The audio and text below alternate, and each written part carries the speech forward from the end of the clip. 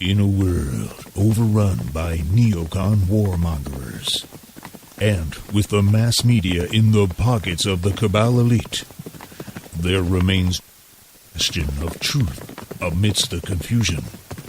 One beacon of light shining through the murky fog of spin and Islamophobic propaganda. That's right, it's the NP Radio Security Council, the final frontier in the fight for freedom and fairness. I give you the Security Council.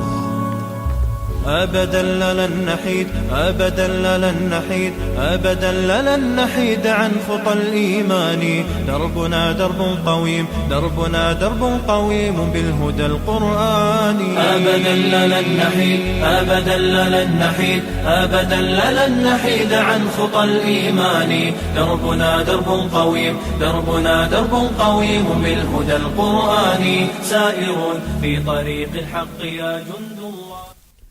Assalamu alaikum wa rahmatullah. You're listening to Middle Path Radio, and this is the Security Council. I'm your brother Ahmed, and with me in the studio is Mr. Producer and of course brother Zain. Assalamu alaikum to my hosts and our co-hosts. How are you guys doing? Wa alaikum salam, alhamdulillah, bro. How's it going with yourself?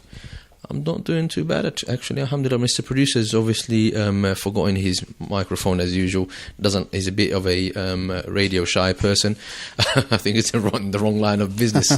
Well, it's been quite a while, and I think we've got a lot of stuff to get through. Just before we get started with the agendas tonight, it's going to be quite free flow. Let's put it out there right now. It's going to be quite free flow, very casual as usual. So on tonight's Security Council, we'll be discussing, I think, one thing that's got to be mentioned is the election results.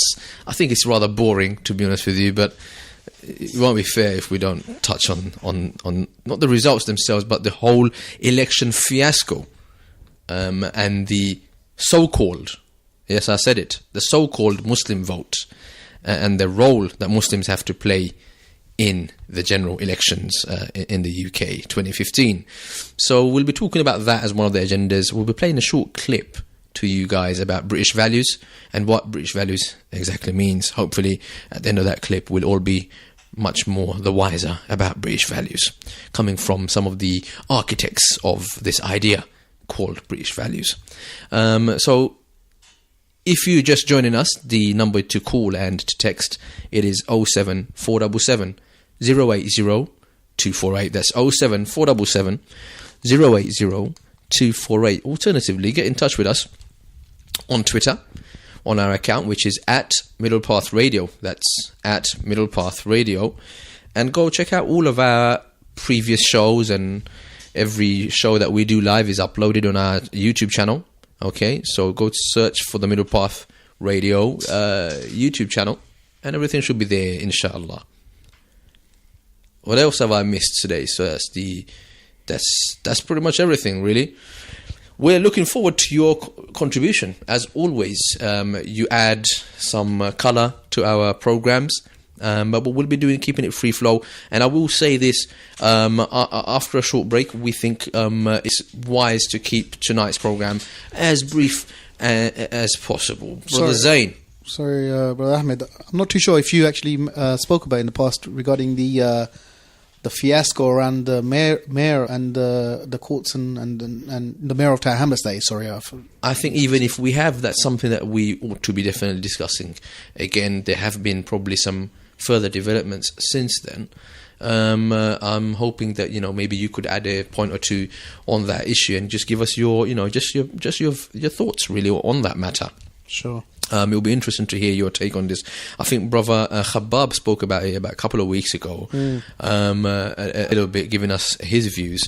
So I'm really interested to know your thoughts on this as well. I understand that he's actually backing a new candidate instead of himself. So I'm guessing, it's definitely what would be in the future for Tower Hamlets. That's been a big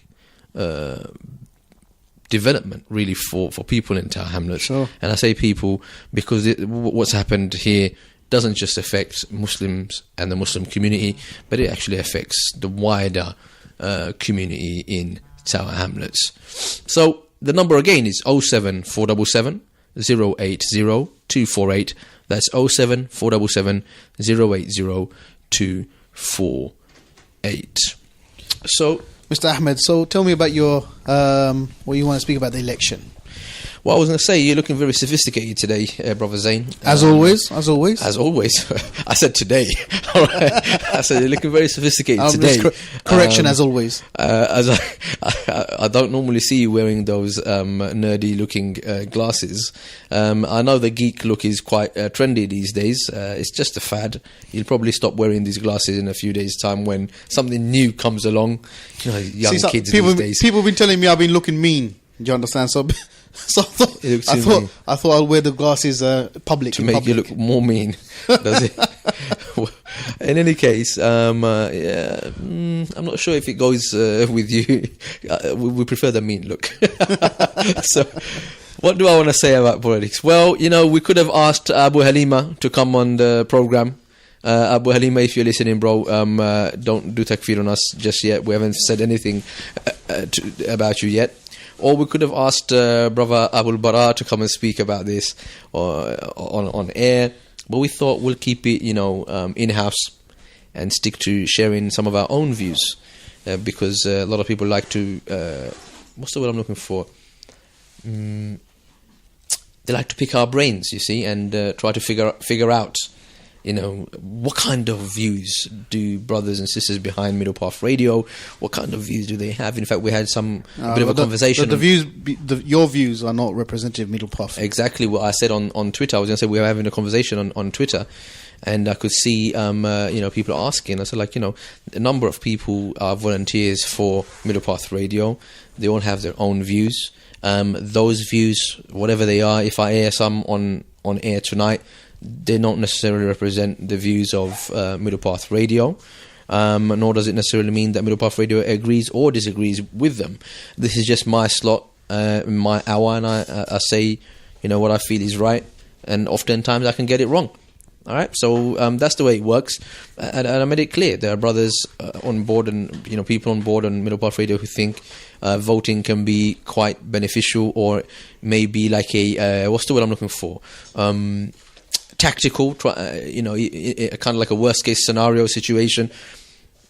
While others do feel that it could lead to disbelief. It could very well be haram. And that's what I wanted to talk about today. This is a discussion that does need having.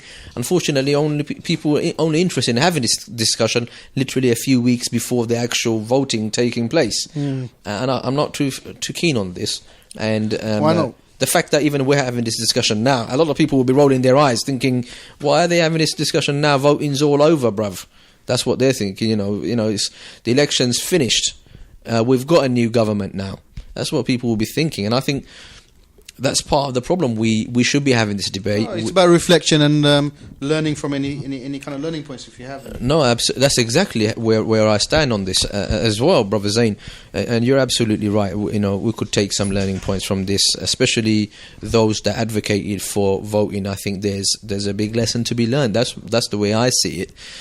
Scholars and organizations or volunteering activist groups, whatever way you describe them, those that promoted the idea of voting and it, having some sort of an impact or making some sort of a change, I think the results after the general election speak for themselves. No, but hang on. It made no difference. Oh, really? That's my view. No, but you have people... what do you mean, really? I mean, the results are very clear. Nothing changed. You're going on party politics. If anything, it got worse, Brother Zain. Hang on, you're talking about party politics here.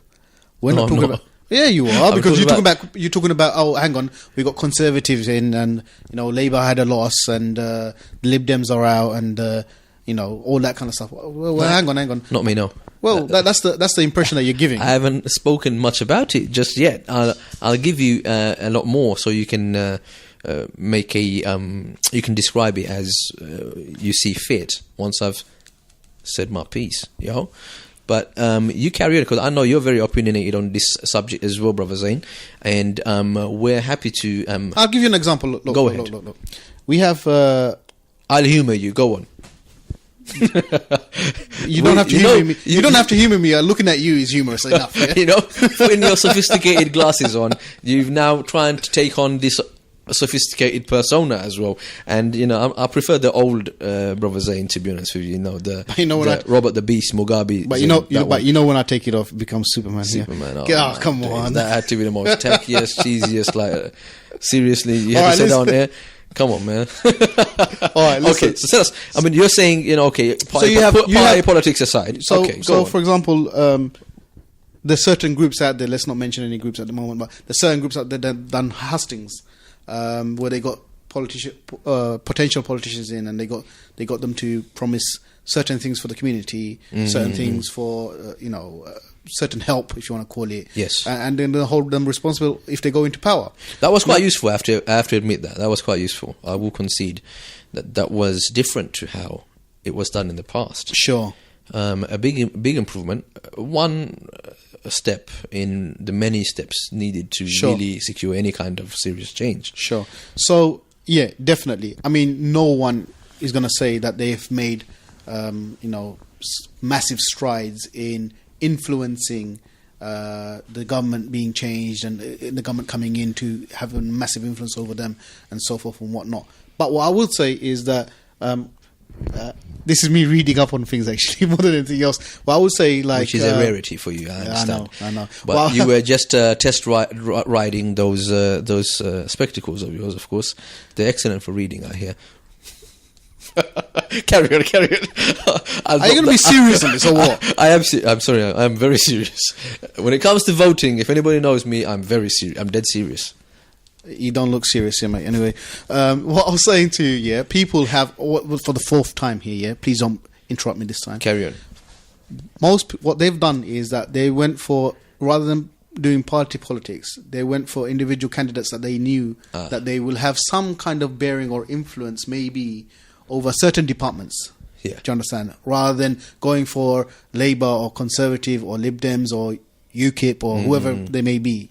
And so they a lot of people are claiming, including this group that held this massive hustings, yes, Muslim group, that they managed to get over 20 or 30 politicians into their respective seats. Sure. Obviously, they had losses in other places, but they've at least tried with those 20, 30, and they've succeeded, whether they were from Conservatives or Labour. Most of them were Labour, actually.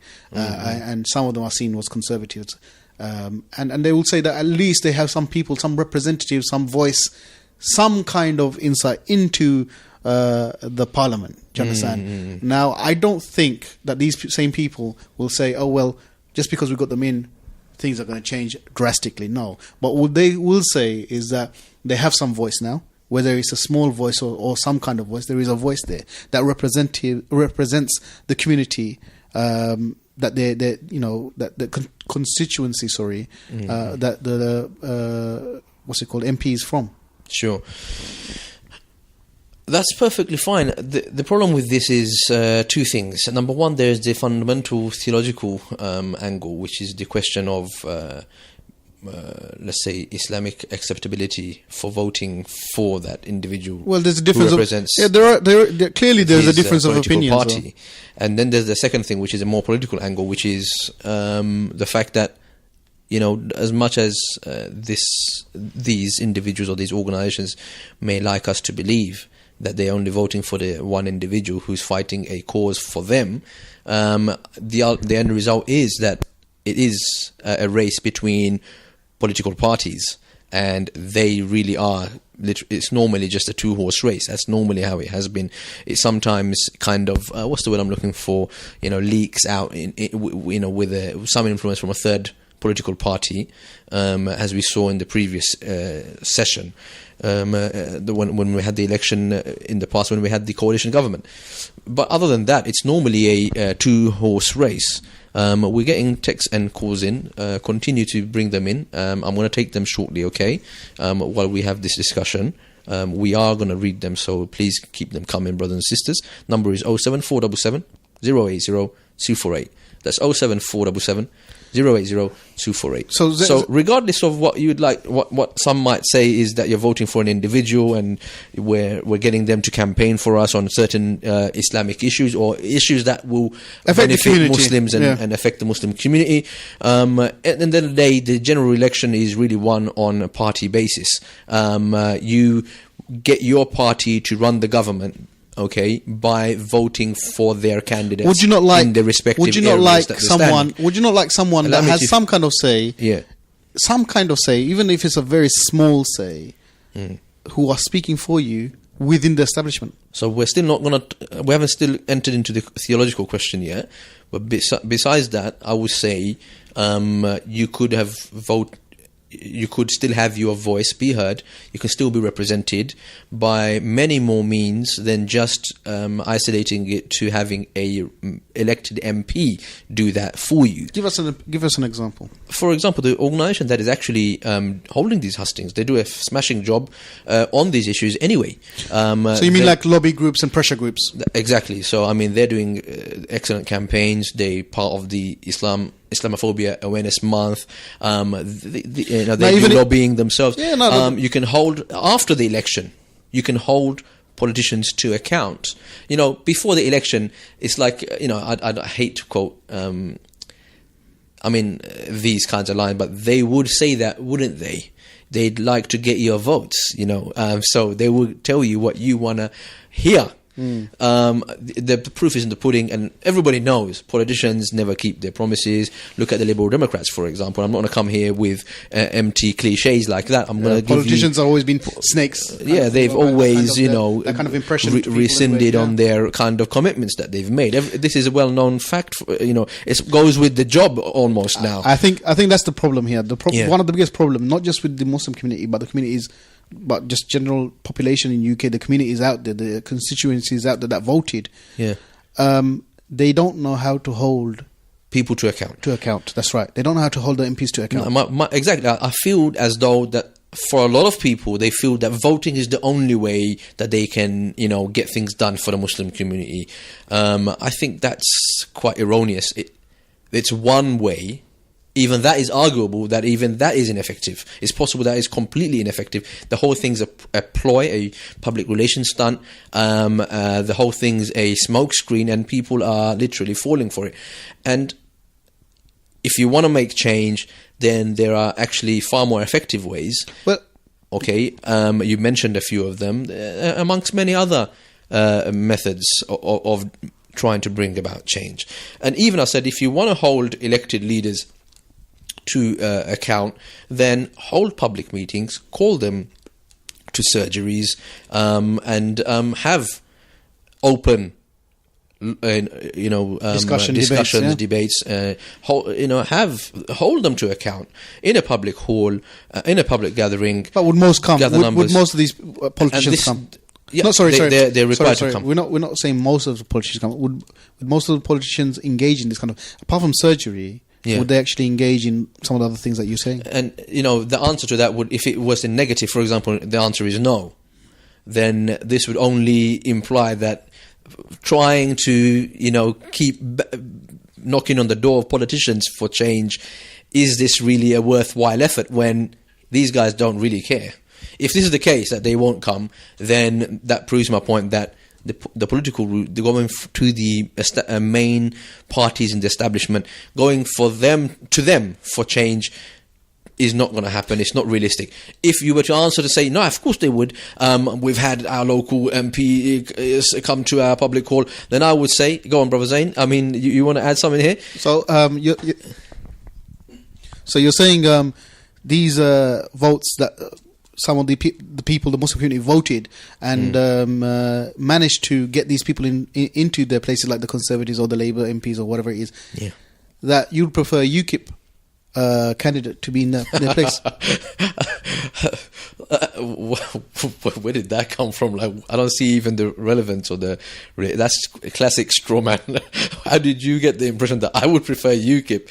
On one political promise of UKIP, I actually prefer that promise of theirs over the other political parties, which is that they're quite anti-war. So UKIP are actually, I mean, just to take your joke and play with it a little bit more, and then on. turn it on its head and make joke. it serious. On the other hand, which is what I'm doing, is that actually UKIP, like respect. But that's just one agenda that you're going at, That's a serious agenda. There is no doubt that is a serious agenda. Muslims in the West should be doing their part and playing their role in preventing the bloodshed of Muslims abroad, which is the biggest concern, or any innocent people, absolutely. So this should be foremost on the minds of Muslims living in the West. If you do believe that politics, participating in the general election, can make a change, then this should be the first thing on our agenda. But these people are going to come after you. Which people? The UKIP. They're going to repatriate us and send us off on ships and go back to, I don't know, Pakistan, Somalia, I don't know, Arabia, Egypt, wherever. I mean, let's be realistic. I mean, they will be nasty. They are a nasty bunch. Come on, let's be sensible. I'm not even going to entertain or dignify that question as though that's what I would prefer UKIP. Of course not. I don't think UKIP was a serious option, really, to be honest. And I think the election results 4 million people at this country, the population voted for UKIP.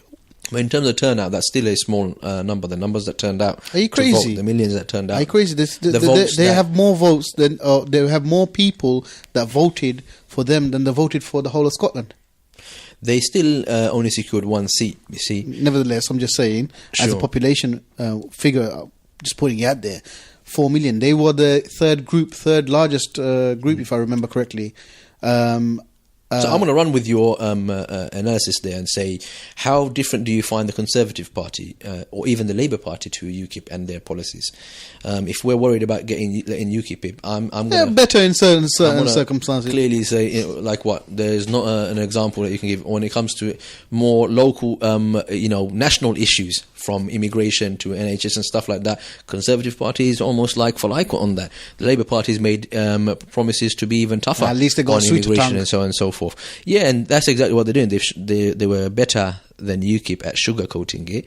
In fact, the Conservative Party and the Labour Party realised that if they don't shift their policies to match the policies of UKIP, then they would lose a lot of the popularity. And like you said, they had won quite a number of votes there, 4 million votes. It would have probably been higher if Conservative Party and the Labour Party hadn't tried to look as similar to UKIP as possible. And that's how they retained a lot of their popularity. They knew that this is what public opinion is saying. This is what public opinion wants. Okay? I think it's time to probably give our texters an opportunity. What did it say here? Okay. How are we meant to voice on this? Because if we don't take part... Okay, excellent. We always do this... there's quite a few. I've got to go back up a bit. Right, here we go. Salam, we always do this every election, national or local. We never learn our lessons. It makes no difference. Same... Okay. Am I allowed to say this on air, Mr. Producer? Same backside, different cheek. Thank you, brother Amin, for your graphic text message from Birmingham. How are we meant to voice our legitimate concerns if we don't take part in elections? Says Sister Aisha in North London. Thank you for your contribution there. Politicians only come out from the woodworks when elections draw closer. Then they disappear, not to be seen for a few years until next elections. Brother Bodru from East London. Well, that's his. That's probably his. Wherever he is, that's probably from that area. No, that's the case actually across the nation. I'm sure a lot of people would actually sympathise with that. No. How are they going to claim their expenses? Exactly. We just have to show up after every 6 years, 5 years. Anyway, people always use scare tactics, saying UKIP BNP will take over. It's never been the case, says brother Siraj from Luton. Say to that 4 million people that voted for them. Voting is haram standard. Why do we always water down the facts? Let's call it for what it is. Brother Tajmur from London. MashaAllah, some excellent text messages here from a lot of our listeners. Respect to all of them, inshallah. Of course, I agree with some and I disagree with some. I reserve the right to do so. Sister Aisha, definitely. I'm not feeling that message there, but we respect your view. Inshallah, keep them coming. Yes. There's something that you're always on Facebook. Seriously, man. Is it the new selfie? See, that's how anti-Facebook. I don't even know what it's called. Selfie that you put on there. Go on. Listen, I was going to say to you, while you just the glasses look good, by the way. While you just look at. Oh, scroll up. Okay, sorry. Yeah. Just while you look at this, I just want to go into a subject related to this. No way, you're joking. I just want to. Anyway, you're joking. Okay, we can't discuss that one on air, I'm afraid. So no, but I want to discuss this. Not safe for work. So let's have this in our head that we voted in a good MP, someone that we thought that is going to represent us. Yes. And then, in fact, they do represent us, the Muslim community, and they're Muslims themselves. No, let's get hang on. They represent their political party, dude. No. That's why I'm the candidate for Labour, or I'm a candidate for Conservatives. Sure, but I'm saying that they actually do represent the Muslims in the sense that they voice the Muslim concern in Parliament. Okay, do you understand? They voice the Muslim concern. They're Muslims themselves. Most of the people that they voted were Muslims. Sorry, and so they become quite prominent. And now they're getting a voice and they're getting a bit of a following. People are liking them. What happened to the mayor of Tower Hamlets? Thank you. That's, I think, a very relevant question and a point in the case. That's exactly what did happen.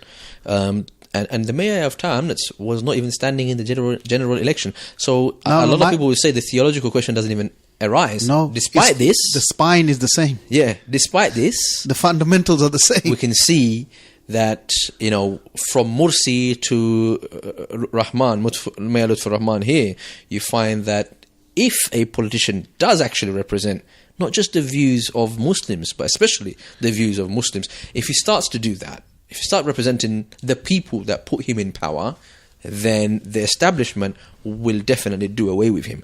That's been the clear message, at least here in a high concentrate Muslim population area, and Muslims have received that message very clearly. It's a clear message to Muslims that got a terrible cold. It's a clear message to the Muslims that you be put back in your place. You do not belong in positions of power. Well, they said what I just said earlier, which was, mate, you're not supposed to represent the people that voted you in. You represent our party. Remember, Mayor Lutfur Rahman, unfortunately, he wasn't representing his party, representing the people when he was part of Labour. And when that happened, they chucked him out of the Labour Party. And guess what happened very recently? A lady, I think by the name of Shawcross, quite a senior lady. Catherine Shawcross or something? Something along those lines. It's there for, I could just quickly bring it up. It's all right. But in any case, not important. The point that I'm making is she came out after the verdict to have Mayor Lutfur Rahman removed from office, almost as though President Sisi had arrived to Tower Hamlets from Egypt. We found that this lady, she's probably believes in some universal values, okay, and has some strong sense of justice. She came out, despite being a veteran Labour member, or I don't know her exact role off the top of my head. She came out and showed support to Mayor Lutfur Rahman, who is no longer part of even her political party. And she's been suspended over coming out in support for Mayor Lutfur Rahman. She's been suspended by her party. And that's the way the political system works in this country. If we hadn't realised by now already. Just check and out how many examples do we need of this? Didn't George Galloway, another former Labour, I believe, yes, he was Labour, MP, wasn't he dragged out by police officers from the House of Parliament, humiliated in public view, almost hogtied before being carried out by 4 policemen? It's the establishment. Whatever they want, for his views, for his goes. Campaign against the war in Iraq. That was the reason why he. It's important that we know the fact. You guys discussed it a couple of weeks ago, it's been there and it's been open. But even recently, I've seen videos. One of the accusation against the former mayor, was that he had some kind of spiritual influence. They called it over the people who voted. Meaning that he was in a setting where there was a spiritual leader who told the congregation or who told the people there, this guy has done some good work here, vote for him. Yeah. So that was one of the accusations, and he was found guilty on that. But a video recently came out in the past few days of Mayor Rahman's opponent. Yeah, I mean, From the Labour Party. John Biggs, if I remember correctly. I mean, he was in a mosque. The other guy, I mean, the mayor, the former mayor, Lutfur Rahman, he wasn't even in a mosque. He was in a gathering. Despite being a Muslim. Yeah, this guy was in a mosque. John Biggs isn't a Muslim. No. But he was in a mosque. In a mosque where the imam of the mosque is telling the people. Yeah, from the pulpit, the imam is telling the congregation, you must vote for this guy. He is our man. Yeah. He helped to build this mosque and that mosque, or his party did this and that for us. Yeah, you have to vote for him. Isn't that the same thing? What happened to spiritual influence then? Yeah. No. You don't understand. The system only works for people like him. And this is directly against people within weeks like the mayor. Of the mayor being removed from office on those grounds. And they've gone out under, it's like slapping us in the face with the system. Don't you silly people get it yet? We do with this system as we please. We make the system work for us. You understand? That's why literally weeks after removing the mayor on those accusations, I'm going to go out and do exactly those things and nobody's going to be able to touch me.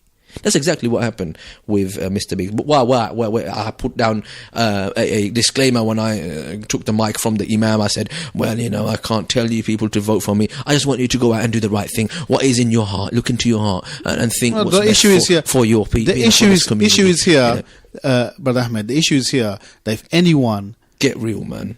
Anyone that mobilizes a minority community and enables them to have some kind of empowers them with some kind of authority, then you're going to be taken out one way or another. If this was in the 1960s in America, you would have been shot, killed. Just like I'm not saying that they're the same people, but I'm saying like all the representations of the black community. You had Martin Luther King, Malcolm X, many others. Anyone that's from the community is speaking up. That's what's going to happen. But here, they will use the law. Yeah. To suit their needs. An anonymous text says, what has voting got us? People voted a Muslim and look how they systematically got rid of him. That's what it says. Keep them coming. 07477 080 248. That's 07477 080 248. I was going to go on a quick break, but we haven't even entertained the theological angle on this. Now, I'm not going to pretend to be some sort of a scholar on this matter, but that would just be gratuitous. But I'll just say that I think it is well known amongst those who know the religion that we're not supposed to vote for, let's say, the Jewish party to come into power and make laws in this country, or for the Muslims or for the Muslim community. That's a well-known fact. We wouldn't want people who, say, for example, call Jesus God. They consider him to be God incarnate, God embodied on the earth, or being the son, the child of God. That these people we wouldn't vote for them. We wouldn't be allowed for the Christian party. We wouldn't give our vote for them to run the country. We think that's, and in fact, I had this very same encounter with one of the local brothers. I asked him, brother, how did it go? Did you vote? He said, yes. Who'd you vote for? I said, I voted Labour. And I asked him, okay, interesting. Would you have voted for the Christian party by any chance? Because there is a Christian party in the UK, by the way, and they do take votes. And he said, of course, no, astaghfirullah, that's not allowed. I can't support Christianity. I'm just not allowed to vote for kufr. Although he didn't use that last statement, he did say, astaghfirullah, I wouldn't support Christianity. We're Muslims. We're not supposed to support Christianity. That goes against the grain of being what being a Muslim means. And I found that to be the very epitome of the state of Muslims in politics here in the UK at the moment. That people don't realise that the major political parties that they're voting for are simply different flavours of the atheist parties. That's basically what they are. They've given themselves names like Labour, Conservative, Liberal Democrat, Respect, what have you, Green even, some of the more sensible ones like Green. they're all atheist parties, just different flavors. They disagree amongst themselves, different madhabs amongst the atheists, and they've gone ahead and given them names. Would it be more favorable to support Christians and people of the book to come into power than to support the atheists that do not even recognize God, who actually believe that they should be God on the earth? Because since God doesn't exist, we should make our own laws. I mean, who else? We are the supreme beings on the earth. We are the most intelligent species to walk this earth. Only we know what's best for us, right? So that's the premise of of these atheists and the secularists, who very clearly tell us that there needs to be a separation between us, the people who run this country and make laws, halal, haram, and haram into halal, okay, without using those Arabic terms. They make the argument that church should know its place, and a mosque should religion should stay within the mosques. Keep your religiousness to the confines of the four walls of the mosque. That's it. You can be as Muslim as you like when you go to the mosque, but let that not spread to the halls of parliament and our court systems and so on and so forth, and everyday life. Let's not just think about it as some sort of a penal code. Law permeates to everyday life, okay, on an individual basis. All right, just like halal and haram applies to individuals on an everyday basis. So people can't fathom the fact that these are also parties of kufr. In fact, they're probably worse forms of kufr. When it comes to certain issues, you'd find the Christian party, maybe even the Jewish party, agreeing with certain ahkam that we find in our religion, ranging from being against abortion, being against homosexuality, for example, being pro-marriage, pro-family, anti-promiscuity, and premarital relations. I could give you a whole list of different things. There will be, of course, a number of places where there would be places we would disagree. That's why they're Christians and we're Muslims, and that's why we wouldn't vote for Christians. We wouldn't vote for a Christian party to come and establish Christian law according to their Bible. Do you see? So why is it okay? Isn't it even worse that a man says, I don't believe in any God, and I'm not even going to base it on. I'm not going to base this country's system on any scripture as revealed to us previously by a God, depending on their belief. Rather, I'm going to do it on the basis of my own whim. We're going to trial this out, see if this is right, see what the people think. If the people think homosexuality is a sin, then we'll outlaw it. If tomorrow, things change and, fashions change and, people's attitudes and culture changes, we'll change that law. Anything goes. If that is what people are going for, then I think there is a serious theological question here. Is it permissible for Muslims to support these parties and implement their legal system? See, this is where people like to have it both ways. This is when the argument comes from those who are pro-vote. They say, well, brother, you can't make a difference anyway. They're going to come in and run the government anyway. So you might as well just, go back to your own country. They make one of those kind of Islamophobic remarks. Our own brothers and sisters make these remarks. Like, brother, you can't make, they're going to choose whoever they want anyway in this country. This is a non-Muslim country, bro. So, it is going to be a non-Muslim government. So of course it is. What we're saying is, should you be playing your own individual role in giving these people the mandate, the legal mandate to establish their rule, their own man-made rule? And I say this because they cannot establish the government without the votes of the people, according to their own rules. That's why when the Conservatives in the previous election had more votes than the Labour Party, they didn't have enough votes to secure a majority government.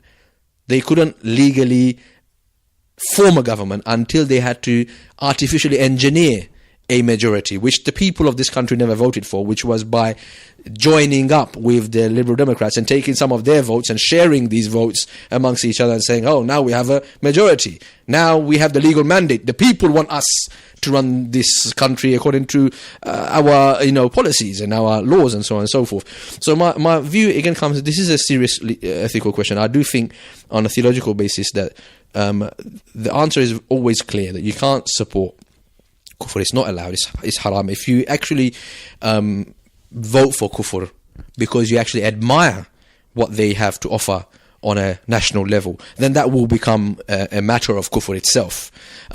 So what the scholars tend to say, what other groups and organizations have been saying is that we just want to have a representative in government. I think to have Muslims' voice be heard, as Brother Zain has been saying, that can be achieved many other ways.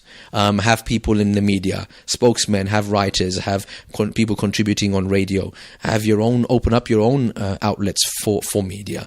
Try to write your own research, conduct reports and studies, and use these kinds of data to influence policy and so on and so forth. But if you want to really look at what influences policy in this country, if you really want to know how decisions are made in government, then you don't need to look any further than Jack Straw and Sir Malcolm Rifkind. And we covered this before, not so long ago, when this story did break. They were taking backhanders, under the table payouts, basically, and they were exposed. They were suspended from the political party. Yes, Brother Zain? You're talking about decisions being made. Yep. It gets made in pubs. It gets made in golf clubs, gentlemen clubs. That's exactly where it's That's where it gets made. And that's just by was it a fake group? I think the investigative journalist that they set up a fake group offered this guy, was it £200 an hour or something like that? And he said, yeah, I mean, these are my Standard. fees. Once you pay me, I'll go into Parliament and I'll speak for you. Standard fees, yeah. Now you tell me what is more enticing to political parties like that, and these are senior figures, sirs and, former foreign secretaries we're talking about here. Okay, cabinet ministers and they're like. You tell me, to these powerful government, what is more enticing? The votes of a few 100,000 Muslims here and there, okay, right? Or are we thinking that this guy's going to be more incentivized by large sums of money? I think it's very obvious. These guys are motivated by money, okay? And this is just one example. We have the arms industry, who have got these political parties wrapped around their pinky finger. Okay, they're the ones that say, we'll pump lots of money to you guys. You guys need to make them to take this country to war. We'll all profit from this. Okay, and that's how the arms industry profits from this. The same happens with the tobacco industry. Absolutely, that's one of the many reasons how they benefited from making that decision to go to war. The oil companies benefited from that. It was in the interest of the oil companies to influence government to make sure that government goes to war, so that these oil companies could get the contracts in those countries that they just went and savaged in that period. So it's these very powerful multinational organizations that are actually running your government. And if I'm not like a huge fan of Russell Brand, but he says some things along these lines that make sense. It's the pharmaceutical companies who are in cahoots with the tobacco companies, who make people sick and then have to be on medicine, right? So it's like a vicious cycle. We'd get people addicted to go Mr. Politician, all right? And then when these people are sick, then the NHS makes money, and so do the private companies, and in fact sell off the NHS to the private companies, and then they get even more rich. And that's literally how things happen in government. And these are the powerful forces that really influence government. Not your ordinary blokes vote here and there. In fact, I was quite suspicious, because I'm not normally, very skeptical, but I think a lot of people were surprised this election. There's no denying. A lot of people were surprised this election that the Conservatives won in the fashion that they did win. There was a lot of talk that Labour would have made a comeback this time round. But there's all talk about or even being a hung parliament, coalitions. It would be another who's coalition. going to come with who? There wasn't going to be a clear victory, but in this instance, we saw that there was a clear victor, and it was the Conservative Party. So, I mean, I had a lot to say about supporting parties of disbelief and giving them the mandate to come and rule in our name. We've had so many campaigns about not in my name, ISIS, not in my name, run your country how you like, okay, according to your laws, but you're not going to do it in my name with my vote. You see, I'm going to be answerable to Allah subhanahu wa ta'ala about how I was supposed to help Allah's rules and laws and Allah's word become supreme. I didn't even do that duty. Forget that. I actually went and supported Abu Jahl and Abu Sufyan. Abu Sufyan became Muslim, but Abu Jahl and Abu Lahab's policies come to power. Consider Prophet sallallahu alaihi wasallam ever doing that in his time when they were in a situation of weakness and so on and so forth. It says here that I'm reading a quick text for you guys. Our forefathers came into this country to work, and we as second and third generations owe to integrate into this society. It's our way to give back, and it's not blood we're giving, just our cross on a paper. And to it, we choose who to vote for. Brother Hassan in Cardiff, thank you again for your thoughts there. I understand what you're saying, brother, and Sister Aisha as well earlier. I don't see how voting and putting a cross on a ballot paper is giving back. No, I don't also understand the concept of us having to give back. I mean, give back to your community, give back to the people around you, no problem. Give back to who? I mean, I'm assuming here, brother, because it's not clear. Give back to the UK government, the ones who subcontinent. I'm going to take that question slightly differently. Resources. I want to take that question slightly differently. I misunderstood. Go on. Let's say give back to the community, to the society. Aren't you giving back to the community and society? Giving your taxes? Aren't you giving back to the community and society by being a good person and helping out the community when they need, when they're in need? This is called giving back to society and to the people. I understand we've got callers on the line, and it's really a bit busy because we're still getting through this one agenda. If you do want to speak to us on air, give us a call again. We hope, inshallah, you will keep it sensible. We'll take this call, inshallah. Anybody messing around, we drop the call. It's as simple as that, inshallah. I'm going to just quickly take this on air right now, see if we can hear it. Can we hear this? Assalamu alaikum. Walaikum salam. Brother, what's your name and where you're calling from? You don't have to give us your actual name and alias. Will suffice. No problem. It's Mohammed. How you doing, brother Mohammed? You okay? Yeah. No, I just wanted to make a quick point, really. Obviously, we're talking about elections and how the Tories have got in. Yes. And what sort of laws they're going to bring about for the Muslim community. Just wanted to make a quick point. Like, I'm sure you guys are probably aware, because there's a small event going on in our local centres about radicalisation and extremism. Right. Is that related to this voting subject? Well, it links in because this is what the Tory government want to bring in a lot of laws, and Tory government has got in through this general election, so I personally think it links in. Okay. What's your point about that exactly? Well, I mean, we've got local people here. We say Muslims who voted in these elections, and they've more or less voted for this sort of. I mean, it links into Lutfur Rahman as well. Now he's been kicked out as mayor, and we've seen these local organisations buying into this Prevent agenda, which the Tory government brought in, and which we voted for. The Prevent agenda was actually introduced by the Labour, but the Tory government has taken it to the next level. That's right. They've only affected for the Labour Party. Yeah, and they've taken it to the next level where we have local organisations taking it and doing workshops and conferences, which is very dangerous because to the ordinary layman, it's whatever a big organisation says or a big say individual says, they take from it. You know, and this conference is they're dangerous conferences because our community, we should, as a community, stand together stronger and not, give into pressure. We've got I think it's called radicalisation or safeguard against our kids. I mean, what sort of? I mean, I read on Twitter the other day there was this lady who had a 14-year-old child taken away for questioning about ISIS and all this nonsense. I mean, what sort of nonsense is this? We should be safeguarding our children from organisations like this. Sure, definitely, bro. Muhammad, I appreciate your points, and they're very serious points as well. We do cover these on a regular basis on the Security Council. I'm sure you if you're listening, you'd be aware.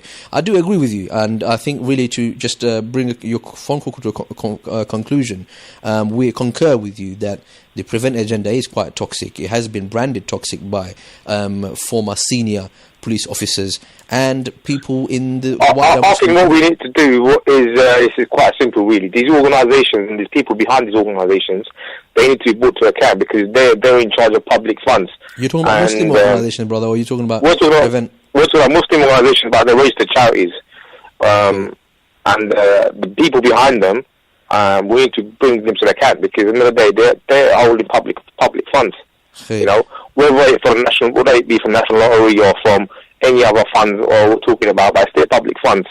You know, and thing is, Brother position of Muhammad, trust. I fully agree with you. I think the Muslim community should be a lot more united in rejecting the toxic way in which Prevent has sown a lot of disunity inside the Muslim community. My problem is some of these organizations probably genuinely actually believe in the agenda of the Prevent program. Yeah, then what we need to do, we need to go and speak. We need to have some sort of a lobby or movement where we can counter these arguments. We need to be having definitely a lot more awareness and better education. I mean, how many, maybe the question you can ask your listeners, how many of your listeners knew about this conference, you know?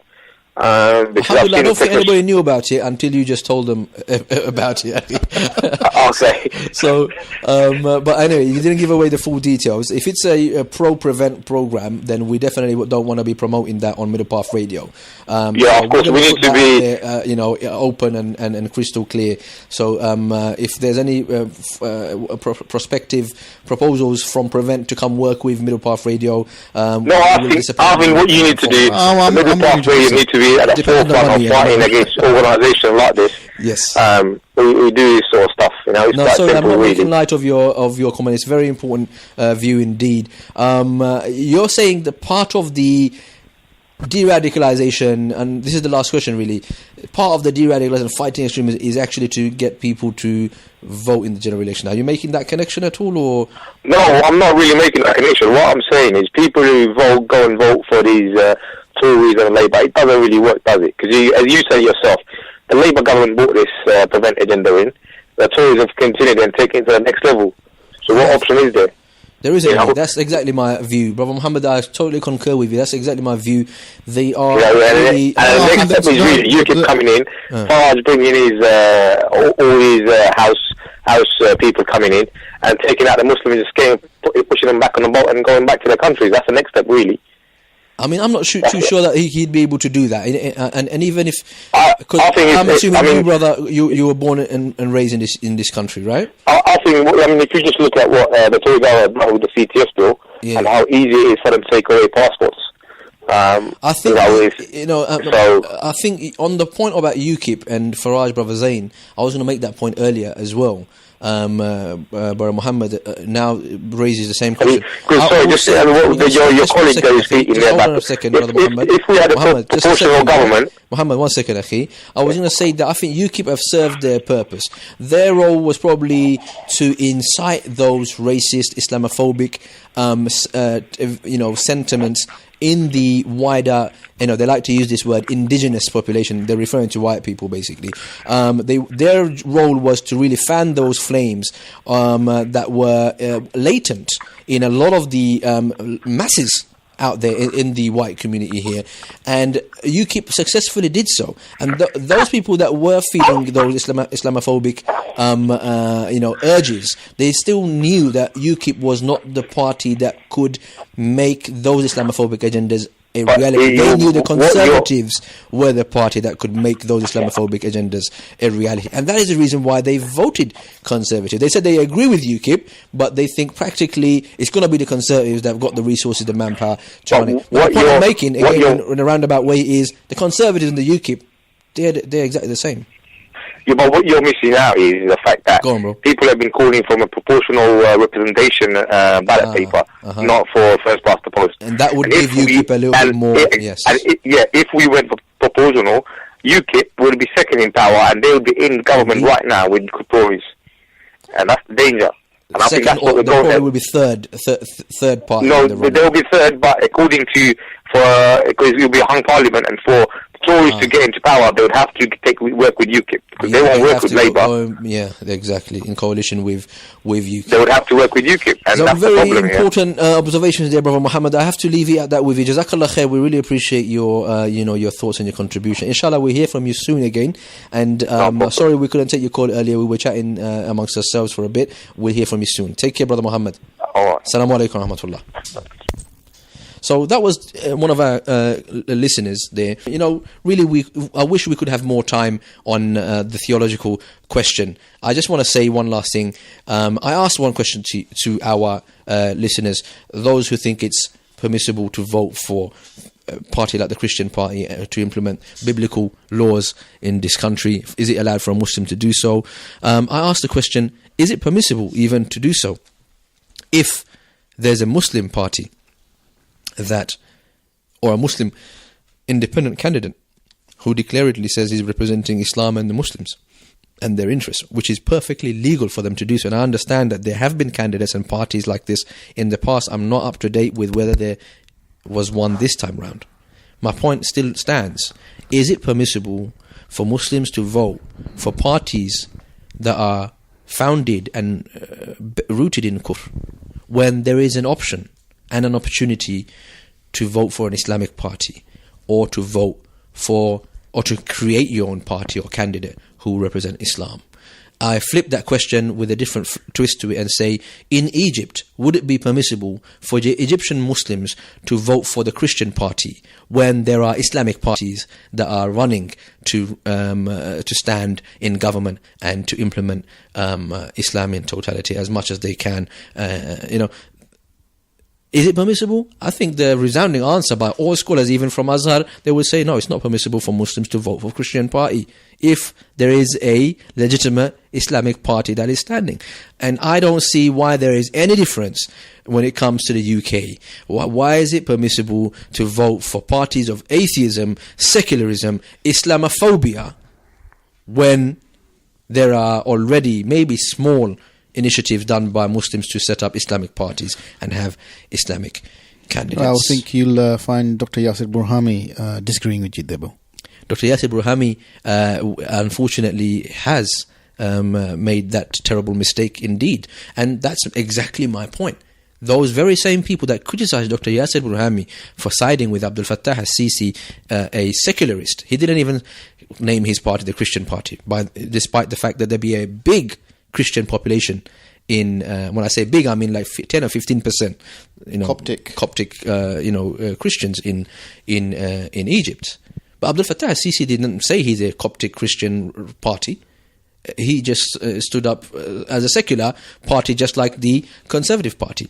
And when Sheikh Yasir Burhami, when he sided with Abdul Fattah al-Sisi, the scholars and activists and du'at and leaders of these Islamic organizations all criticized scathingly Sheikh Yasir Burhami's decision to side with. Yasir Burhami's justification and grounds for doing so were more compelling than the grounds presented by those who are saying that it's allowed to vote for kufr in the UK. Yasir Burhami suggested that if we don't go soft and easy or shoulder to shoulder with Abdul Fattah al-Sisi, he's going to continue killing protesters, innocent lives in their hundreds and in their thousands, the way that he did in Rabaa and in Nahda Square and other places. Of course we don't buy this, but I'm saying that was happening, okay? And the way Muslim Brotherhood, for example, could have tamed Abdul Fattah al-Sisi, call off the thing and say, you know what, you are a leader, we respect you, we'll hang your painting up on our offices, was that the way the Egyptians are required to do? Okay, they could have done that, but they didn't do that. Okay, but Yasir Burhami said so, that's the way to, right now we need to secure the benefit and avert the harm, and we need to prevent the bloodshed. Okay, this is what we need to do. That's our role as scholars. We need, and Muslim community, we need to support Abdul Fattah al-Sisi right now, not because we love him, not because we approve of his party's policies and everything like that, but because of the betterment of the Muslim community. Go on, Brother Zain. If we're ending it shortly, yes, let's end it right there, Sheikh. Can I actually, because our tradition is to always come out for Django of the Week. I think, brother, Mr. Producer had a little clip that he wanted to play on this. How long, sorry? No, we're going to play like about 3 minutes of that, because it's just really embarrassing in the first 3 minutes. And was it the first 3 minutes or the middle 3 minutes? If I remember, it was somewhere. I'll ask you to skip it along as it plays, inshallah. You will see. Can we? That's a really interesting one, and I think you want to reserve that for another time next week. Yeah. Okay, inshallah. Because I want to actually, I got a few things to say about that as well. Yeah. Okay, Khair, who is your candidate for Django of the Week? Well, hashtag Django of the Week. JANGO OFTHEWWEK. Django of the Week. Thank you for spelling that out. Interesting. Despite your sophisticated look tonight, I wasn't convinced that you were. Thank you for that sharp. So I think Django with a I mean, you're going to be surprised me saying that, but there is a reason why I'm saying that. I'm going to say Mr. Faraj here. Jango of the Week. Jango of the Week. Why I'm saying that? Humiliated. He couldn't get even a seat, his own seat. He promised the fact that he's going to resign, and he's back on the game again. He couldn't even keep that promise. Now, what does that tell you about politicians? He's back. Oh, brother, Mr. Producer, over to you, sir. I've actually got somebody who wasn't mentioned at all in today's show, but I think for the result that he achieved in the elections, he alone should be awarded the Majid Nawaz. That's what he said. Okay. Yes, Maggie. He had an epic fail. Well, that was quite certain, as if he's going to get up there representing who? Lib Dems, who miserably failed. What a prat! Who got more votes? UKIP got more votes. Yeah, but UKIP got more votes in majority of the places. Yes, that's quite more than Lib Dems, I'm saying. But I mean, you're opening up the can of worms again. My point is, each year, according to the same organisation that promoted the idea of voting, their own statistics show that every year Muslims are turning out to vote in bigger numbers each session, each election. But if you look at the result each election, you find it goes from bad to worse. We had the Labour Party, which people have been saying is on a national level, their policies are, even according to this organisation's own hustings that you've referred to earlier, the Labour Party made the most commitments. But the Labour Party were the ones that introduced the Prevent programme. They went to war in Iraq, Afghanistan. They did everything, right? Oh, that was just Blair. Okay. And then what happened? People voted and they said, we need to change these guys. We need to get better people than them. Who did we end up getting? The Conservatives and Lib Dem doing a coalition government. Well, we need to change these guys. These are guys worse than Labour, right? We need to change them. Let's go out in bigger numbers to vote. And we did go out in bigger numbers to vote this time round. And guess who we got? We got a fully fledged Conservative government. So I think the proof is in the pudding, brothers and sisters. We need to wake up. We're getting slapped across our faces by the tango rubber hand, and we're just getting tangled, So, you know when you've been tangled. Unfortunately, the Muslim community don't know that they've been tangled year over year. You know what I'm saying? Anyway, Tango of the Week. Tango of the Week. Has to go to Faraj. Faraj has got it, man. He got humiliated. The guy was like some sort of superstar on TV. Next thing you know, he didn't win his own seat. Mr. Faraj, you are the Django of the week. Without any further delay, see you guys next week, inshallah, every Tuesday at 10 p.m. on Middle Path Radio. Assalamu alaikum wa rahmatullahi wa barakatuh. In a world overrun by neocon warmongers, and with the mass media in the pockets of the cabal elite, there remains one bastion of truth amidst the confusion. One beacon of light shining through the murky fog of spin and Islamophobic propaganda. That's right. It's the NP Radio Security Council. The final frontier in the fight for freedom and fairness. I give you the Security Council. أبدا لن نحيد أبدا لن نحيد أبدا لن نحيد عن خطى الإيمان دربنا درب قويم دربنا درب قويم بالهدى القرآني أبدا لن نحيد أبدا لن نحيد أبدا لن نحيد عن خطى الإيمان دربنا درب قويم دربنا درب قويم بالهدى القرآني سائر في طريق الحق يا جند Middle Path Radio, your number one online Islamic talk station. Talk station. Talk station. Talk station. Talk station. Talk station. Talk station.